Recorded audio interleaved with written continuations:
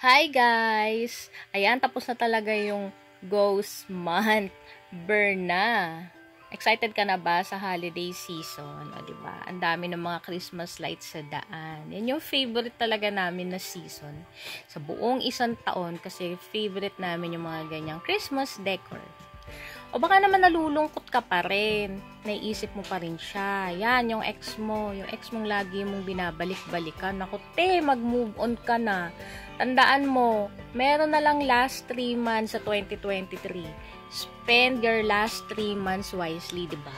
Yes! Tama. Iwan mo na yung past mo. Bahagi na lang siya ng nakaraan. Okay lang yan.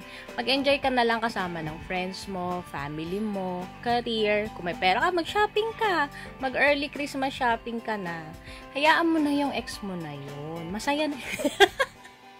Kaya maging masaya ka na lang din. Paano ka naman magiging ready kung binabalik-balikan mo siya, diba? Ayusin mo yung sarili mo. Kasi sure ako, pag inayos mo yung sarili mo, may magandang gift ka kay Santa ngayong Pasko. Sabi nga nila, yesterday is history, tomorrow is mystery, and today is a gift. That's why it's called present. Doon ka na sa present mo, te. Kalimutan mo na yung mga ex mo. Pero syempre, makulit ka, babalik yan sa ex. Mag-ghost month ka ulit, te. Total, takot ka naman mag-ghosting. Para matakot ka mawala siya, char.